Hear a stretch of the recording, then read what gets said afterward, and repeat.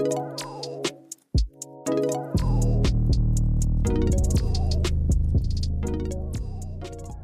morning, everyone. Welcome to our very first podcast of the Positive Podcast, where we bring up uplifting and inspiring stories from around the world. I'm Charles, your main host, and alongside me is my co-host, Bellamy. Hey, everyone. We're so excited to kick off this podcast. Our mission is to shed light on countries that are often viewed negatively and highlight the amazing progress happening there. That's right, Bellamy.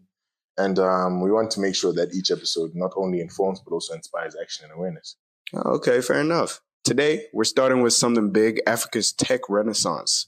While many still associate Africa with outdated stereotypes, the continent is actually a powerhouse of innovation. From Nigeria's booming fintech industry to Kenya's mobile money revolution and Rwanda's futuristic ambitions.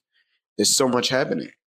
So let's jump right into it and explore how African countries are using technology to change the game. Okay, to start off our segment, we're going to be talking about the rise of Africa tech hubs. Okay, so to start us off, Bellamy, let's just talk about the incredible rise of tech hubs in Africa. Because, over the last decade, the number of tech hubs across the continent has skyrocketed. In 2019, there were 640 active hubs compared to just 340 in 2016. So in those 3 years, they've gained over half the number. They've doubled in size. That's crazy. That's huge, actually. And these hubs are more than just co-working spaces. They're centers of innovation where startups, developers, and investors come together to create solutions tailored to Africa's unique challenges. Exactly. Countries like Nigeria, South Africa, Kenya, and Egypt are leading the way, with cities like Lagos, Nairobi, and Cape Town emerging as major tech ecosystems. But even smaller countries like Rwanda are making bold moves to position themselves as tech leaders. Hey, and that's what's really exciting. It's that these hubs aren't just copying Silicon Valley. They're building solutions for Africa, by Africa, instead of focusing on industries like social media or entertainment. A lot of African startups are tackling real-world problems in fintech, health tech, agri-tech, and education. So let's break it down country by country, starting with the tech giant of Africa, obviously, Nigeria. And, Nigeria's tech scene is arguably the most well-known on the continent, especially because of their overpopulation. And when it comes to fintech, Lagos, often called Silicon Lagoon, is home to some of Africa's biggest startups. And leading that pact is the flutter wave of one of Africa's biggest success stories. The fintech company founded in 2016 has revolutionized how payments work across the continent. Their platforms allow businesses to process payments seamlessly across different currencies and payment methods. That's actually right. And in 2021, Flutterwave raised over $170 million in funding, making it a unicorn, a privately held startup worth $1 billion. That's what a unicorn is. Hey, and it's not just Flutterwave. Another fintech giant is Paystack was acquired by Stripe for $200 million. $200 million? $200 million, bro. Jeez. These companies are solving real problems by making online payments accessible in a region where many people don't have traditional bank accounts. It's crazy, Wow. Nigerian's government is also starting to recognize the power of the tech industry. Because, in 2022, they started a startup build to create better policies for entrepreneurs. So the momentum is definitely growing.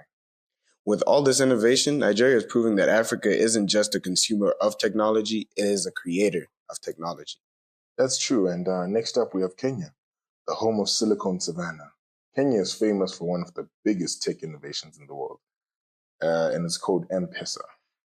Actually, my sister studies in Aga Khan, Mombasa, right? They use M-Pesa a lot. M-Pesa is a mobile money service that launched in 2007, and it honestly has changed everything. It allows people to send, receive, and store money on their phones without needing a bank account. Really, and I've heard it even works in the rural areas where banks don't exist. And today, over 50% of Kenya's GDP flows through M-Pesa. It's become basically the backbone of the economy in Kenya. It's also inspiring similar fintech solutions across Africa. Countries like Tanzania, Ghana, and even parts of Asia have adopted mobile money systems based on Kenya's model. It's crazy. And Bellamy, beyond fintech, Kenya is just making waves in agri-tech and health tech, Startups like Twigger Foods and helping farmers sell their produce directly to retailers, cutting out middlemen and improving food distribution. And this really takes out the businesses who try and use competitive pricing, and it also combats all those problems, Yeah, and in Kenya's like take in health tech, like companies in like Zipline use drones to deliver medical supplies to remote areas, saving lives in the process. It's actually kind of crazy because not everyone has access to those medical equipment. So like being able to distribute it at that rate is impressive in my opinion. Exactly, and this is an example of where Kenya is also adopting the strategies of the big tech companies like Amazon. Amazon, they also use drones for the delivery service. The fact that Kenya can adopt those and, what I'm saying, get their tech ecosystem, it's also a perfect example of how innovation can be used to solve real problems. And it's only going to grow from here, really. That is And true. now let's talk about Rwanda, a country that's making some of the boldest moves in tech despite its small size. Fair enough. Like Kigali, the capital, has a vision to become Africa's next big tech hub. Excuse me. One of the biggest projects driving this Kigali Innovation City has a futuristic tech hub designed to attract startups and major tech companies. And Rwanda isn't just investing in office spaces, it's building infrastructure. These are whole skyscrapers, they've rolled out a nationwide 4G network, and they're testing 5G in some areas. Their goal, you ask, to become Africa's first cashless economy. They're also leading the way in drone technology. The Rwandan government partnered with Zipline to use drones for medical deliveries, especially in rural areas where hospitals are far apart. That is really big for Rwanda. And furthermore, Bellamy, let's not forget about education. Rwanda is pushing for coding to be taught in schools, and they're working with companies like Carnegie Mellon University to train the next generation of tech leaders. That's crazy. For a country that went through so much hardship in the past, like let's actually think about the economic and political state of their country during that time. Rwanda is really transformed into a tech-driven economy is nothing short of inspiring in a sense. Like it's so crazy that they came from whatever they were going through. It was truly something saddening just for them to pick it back up and be something beautiful. So, yeah. And lastly, today we're talking about a country that's a small size but big on ambition, Eswatini. You know what I'm saying? Hey, the motherland, Eswatini, formerly known as Swaziland. It's a landlocked country in southern Africa. A lot of people associate it with being a monarchy or having economic struggles. But what they don't know is that Eswatini is making some serious moves in technology and innovation, eh? Yeah, from fine tech to smart farming and even renewable energy. Eswatini is embracing the digital age in ways that are really impressive, in my opinion. So let's dive into the world of Eswatini's tech revolution and see how this small nation is making big changes. Okay, let's talk about Eswatini's digital transformation and e-government initiatives. So we can start with something like that's really making life easier for people in Eswatini. And these are digital government services.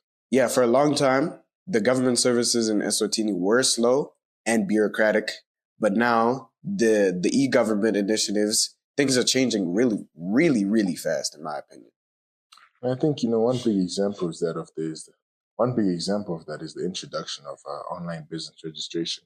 Mm-hmm. Because before it could take weeks to get the paperwork done, but now businesses can register online in basically a matter of days. And to be fair, it's not just the businesses benefiting. The government's also rolling out like a lot of e-taxation, health services, like health records. You can actually see your health records online, and even the digital ID systems. These things may seem normal, but in bigger economies for a country like Eswatini, they're game changing. They're game changing, in my opinion. That's true. And this is making Eswatini a more attractive place for investment, entrepreneurship, because it cuts through a lot of red tape. And, this will benefit the economy a lot because, as you know, the economy is a bit down right now because the electricity contract is actually ending this year with South Africa. Oh, really? But we could also talk about another thing that's really improving the economy in Eswatini, the mobile money and fintech growth. Okay, so if you want to talk about that, I think we can start with mobile money in Eswatini. It's actually kind of huge. Really? Really? Absolutely. But like a lot of people in Eswatini don't have traditional bank accounts, to be fair. Yeah. But almost everyone has a mobile phone. That's where MTN mobile money comes in. We actually had a cast here last year with Mage Flopsile, where she was selling Momo Pay on campus. Oh yeah, I remember that. Yeah. And MTN Momo is also just allowing people to send and receive money, pay bills, and even buy goods using their phones. So like basically, if someone's in Pick and Pay, they can just, pay with their phone. And the best part, you don't need a bank account. And that's a crazy thing. We also kind of have the same thing back in my home country, Uganda. It's more or less the same system. It's actually, it's beautiful to see that other countries also implement the MTN Momo system. It's kind of crazy. The big deal is that it gives rural communities access to financial services that they never had before. And instead of traveling hours to the nearest bank, they can do transactions from their village, from their home, from their house. They don't need to step out, none of that. That's also good because the Eswatini Central Bank is also working on policies to make the country more cashless, just like Kenya did with M-Pesa, as you mentioned earlier. That could be huge. That could be really huge for Eswatini if they pull that off. With mobile money on the rise in Eswatini, it's proving that fintech isn't just big, like big for companies or big for economies. It's big for everyone. That's true. And also because we're in Africa, we can speak about the fod farming and agri-tech innovations. So because agriculture is the backbone of Eswatini's economy with their sugarcane and the sugar belts down in Big Bend, we know it faces challenges like climate change and inefficient farming methods, but thankfully, due to technology, it's helping solve these problems. One example is actually an MTN Farmer Connect app. In a sense, it's a mobile platform that gives farmers access to weather forecasts, market prices, and farm advice all in one place. All in one place. All in one place, That literally. is huge. Because I know a lot of farmers in Eswatini rely on traditional methods, but now they have data just at their fingertips to make better decisions. This will really make their life easier, make them. And I know it then, will help productivity on the farm and everything. okay, fair enough. And then there's precise farming, in a sense, precision farming, where farmers use drones and sensors to monitor their crops. This helps them know exactly how much water and fertilizer to use, which saves resources and boosts production. It stops things like, in a sense, like it reduces the chance of a famine happening in Eswatini. You know what I'm saying? More plant growth, just more crops being produced and all that, in my opinion.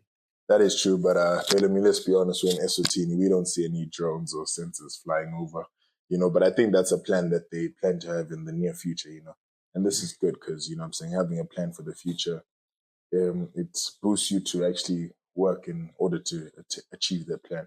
And something else is the government is working on irrigation technology and climate resistant crops to help farmers deal with predictable weather.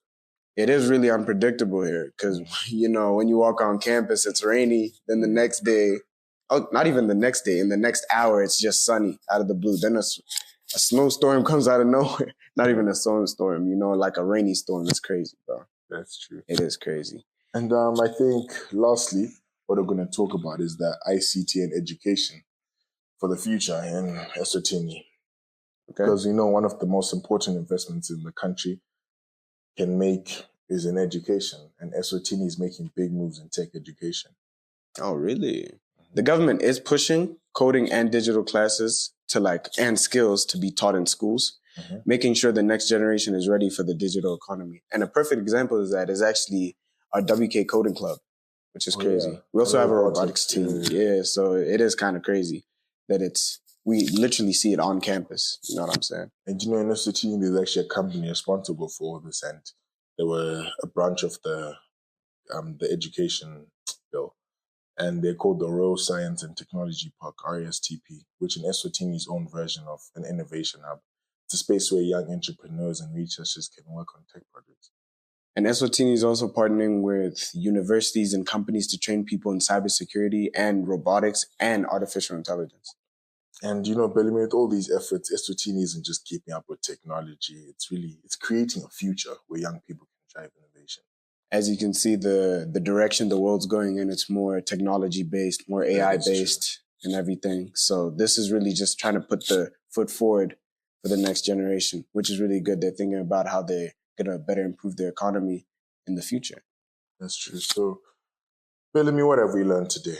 Eswatini may be small, but it's making huge strides in technology and innovation.